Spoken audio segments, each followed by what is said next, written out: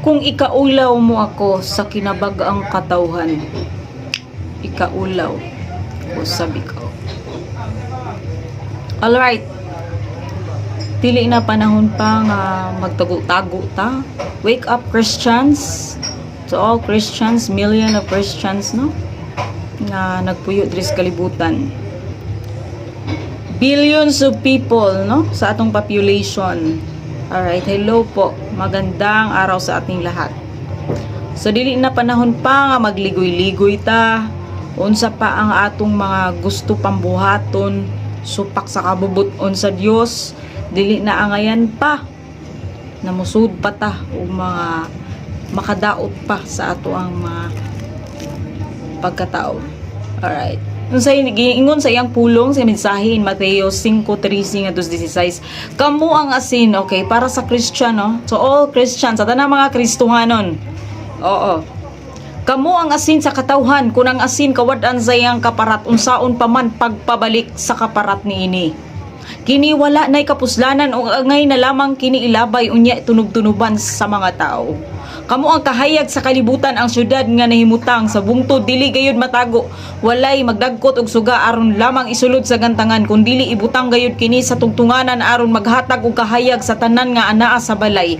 Busa ang sasamang paagi ipadan-ag ang inyong kahayag atubangan sa mga tao.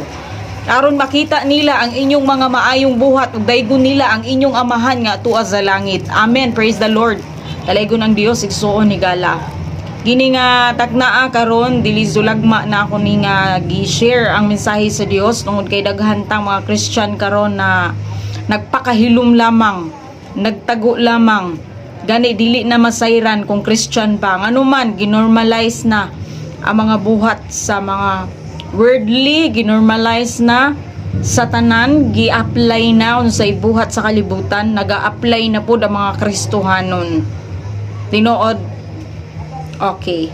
So karon kinahanglan nato na ipadanag nato ang kahayag kung unsay atong naangkon. Pasensya na mo no, nagyelo kung babaan kaon kog turmeric guys. Ipadanag nato ang kahayag na atong nabatunan. So kay kita man ang kahayag sa kalibutan no, nining syudad no nahimutang sa bungtod dili gayud matago ug naa ka man sa bungtod ug asang nasura ka man karon sa Saudi, sa Japan, sa Amerika sa asang dapit sa suok sa kalibutan ipadanag ang imong kahayag gani naa na sa China o sa asang dapit no nga pamatsyo na didto ang magdaig sa Ginoo kuano na nga magdag Biblia dakupo na pasalamat ta diri sa Pilipinas nga gawas nun ta sa pagpahayag sa mensahe sa Dios. Bintras may panahon pa, dili na tutugutan na mawagtangan tas kaparat, no, mawagtangan tas kalami ang atong timplada og unsa ta sa una og unsa ang ato ang pagkatao or atong first love sa Ginoo magpabilin gihapon ta ni ana kay unsaon pa man pagpabalik niini kung mulubog na lang jud ka dihang dapita no naa ka sa imuha nga anong tawag diha na kasi mong comfort zone kanunay mahadlo ka og mga persecution mahadlo kag mga pagsulay maong gatago-tago lamang ka mahadlo ka may baluan nga usa ka Kristohanon no pabilin ang mga Kristohanon nga Kristohanon dili ta mo simang kuanta pinasahi ta amen. Kay kini mahimo ning walay kapuslanan, mahimo na lang title ang ato ang pagkakristohanon. Mahimo na lamang ta nga murag kuan na lang ba dayan na lang jud ta diri wala tay kapuslanan no. So angaya nato kini nga i-apply ang tanang natong mga nakatunan sa pulong sa Dios. Aron daghan pa nga madala diha sa gingarian sa Ginoo, diha siyang tiilan, daghan pa nga maluwas pinaagi kanimo, kanako o kanato no mga Kristohanon. Praise the Lord.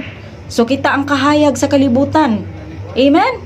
Kita ang kahayag busa kung naatay suga kahayag no magdagkot og suga at jud is dili na to aron lamang isulod sa gantangan no isulod na taguan ra kinsa ra may madanagan kita ra so kinahanglan nga ibutang jud nato kini sa tungtunganan alright o aron maghatag og kahayag sa tanan nga naa sa balay amen So busa sa samang paagi ipadanag ang inyong kahayag at tubangan sa mga tao aron makita nilang kamaayo sa Dios sa imong kinabuhi.